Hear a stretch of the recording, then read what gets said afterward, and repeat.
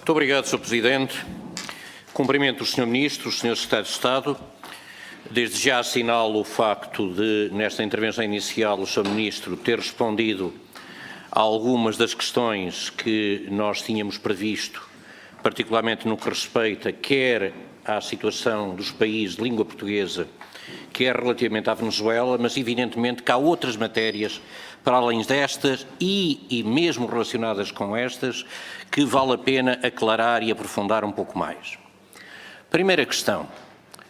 Nas últimas décadas, o mundo voltou a ser confrontado com um conjunto grave de conflitos a nível global, embora pontuais, mas com implicações a nível global, que têm provocado sofrimento a muita gente. E muitos são os cidadãos que se interrogam até onde é que a comunidade internacional tem capacidade para efetivamente proteger os mais débeis, aqueles que mais sofrem, aqueles que mais são atingidos por esses conflitos. Mesmo agora, em relação à Venezuela, nós vivemos isso, sentimos isso todos os dias. Evidentemente, quando falamos de comunidade internacional, há aqui uma organização que se destaca, que são as Nações Unidas, a ONU. Evidentemente que também sabemos bem o esforço que o nosso compatriota António Guterres faz, como secretário-geral, para poder haver alguma proatividade no terreno. Percebemos o esforço que ele faz e os dramas por que ele passa. Em qualquer caso, nós gostaríamos de ter aqui alguma informação mais sobre algumas matérias importantes que se prendem exatamente com as capacidades de intervenção da ONU no terreno. A tão propalada reforma da ONU, particularmente no que respeita à composição do seu Conselho de Segurança, à própria capacidade de intervenção no terreno e relativamente ao próprio financiamento, essa reforma parece-nos, tem estado relativamente adormecida. O Sr. Ministro acredita que há condições para que ela avance efetivamente? Qual é o modo como o Governo encara neste momento esta matéria e que informações tem para nos dar sobre ela? Segunda questão. É inquestionável o sucesso da visita do Presidente da República a Angola.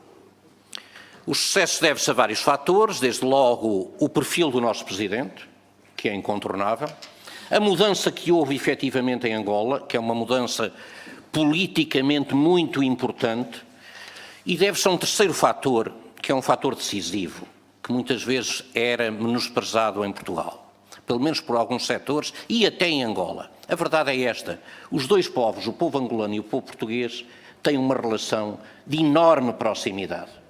São dois povos que efetivamente se amam, na plena aceição do termo.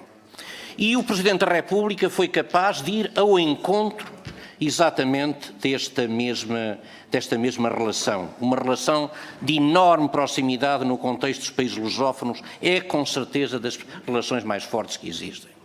Ora bem, mas para além deste sucesso, há aqui algumas matérias que vale a pena perceber como é que evoluirão, porque agora estão muito nas mãos do Governo, estão muito nas mãos dos governos, dos dois governos, do Executivo. O Sr. Ministro aludiu aqui a algumas, referiu, por exemplo, que o dossiê da mobilidade está a ser tratado, mas está a ser tratado até onde?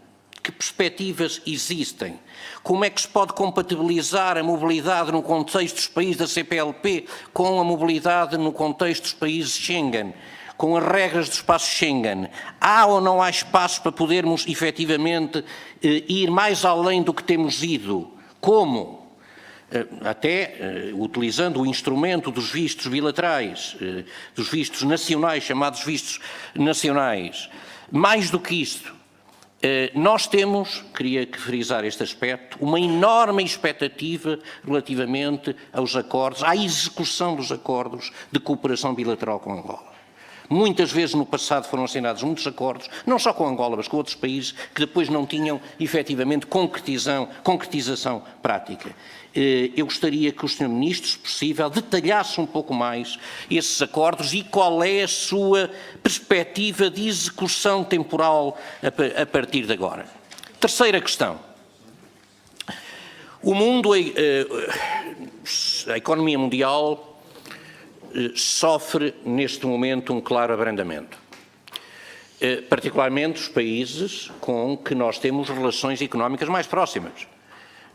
Nós exportamos 80% dos nossos produtos para os países europeus e, tanto quanto se sabe neste momento, as perspectivas de crescimento das respectivas economias para já para 2019, os casos da Alemanha, os casos de França, os casos do Reino Unido, os casos de Espanha, os casos de Itália, são perspectivas de forte abrandamento, em alguns casos, num caso pelo menos até de recessão já. Ora bem, há outros países em que isso se verifica. Em qualquer caso, há alguns sinais positivos, é bom dizê-lo, porque a verdade é que há pontos no mundo, como o Japão, como o próprio Brasil, em que se começa a perspectivar alguns sinais positivos. Esperemos que Angola seja também um desses casos. A questão que eu lhe coloco tem a ver exatamente com a tal necessidade de diversificação dos mercados relativamente às nossas empresas exportadoras. E aqui, se é verdade que os governos não exportam produtos, a verdade é que compete aos governos criar condições para que essa exportação seja feita. E a questão que eu lhe coloco é como é que que políticas é que estão pensadas, que ações concretas é que estão pensadas, para além daquelas que até aqui foram executadas, de forma a que possamos efetivamente garantir essa maior diversificação dos mercados para as nossas exportações. Derradeira questão prende-se exatamente com aquilo que está neste momento a ser discutido no Reino Unido, a esta hora. O modo como o Brexit se pode ou não concretizar. Evidentemente que ninguém sabe, eu não vou perguntar ao Sr. Ministro se sabe como é que resultados é que vamos ter, o que é que se vai passar, porque nem o sabe o Sr. Ministro, nem sabe nenhum de nós. Sabemos uma coisa, sabemos que em qualquer circunstância as consequências do que se passar são consequências fortes.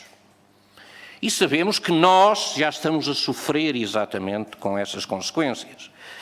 Não apenas no que respeita aos nossos compatriotas que estão no Reino Unido, mas também no que respeita às empresas, também no que respeita aos próprios fluxos turísticos. É uma matéria que será discutida aqui nos próximos dias, mas eu não quero deixar de lhe manifestar uma forte preocupação relativamente àquilo que nós ouvimos da parte de muitos portugueses e de muitos empresários que se sentem desprotegidos. Sr. Ministro, neste momento, se um cidadão nacional quiser tratar de um documento, um processo administrativo, em Londres ou em Manchester, tem um prazo de marcação na ordem dos 3 meses. Sabendo nós que esta situação é uma situação já compaginável, já prevista, eu acho que é preciso fazer mais para podermos dar uma resposta cabal à situação que se verifica. Neste momento, em Londres, há mais 3 funcionários no total do que havia em 2014, em termos práticos e reais.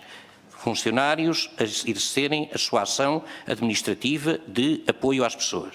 Sr. Ministro, temos de ir mais longe. Temos de ir mais longe e, evidentemente, é preciso perceber como é que a organização do Estado, por um lado, por outro lado, a organização dos nossos serviços, Estado Central, por outro lado, a organização dos nossos serviços periféricos e externos, consegue responder a uma situação que é uma situação grave e é uma situação, ou melhor, pode ser uma situação grave e é uma situação que está a provocar forte ansiedade nas pessoas. Muito obrigado.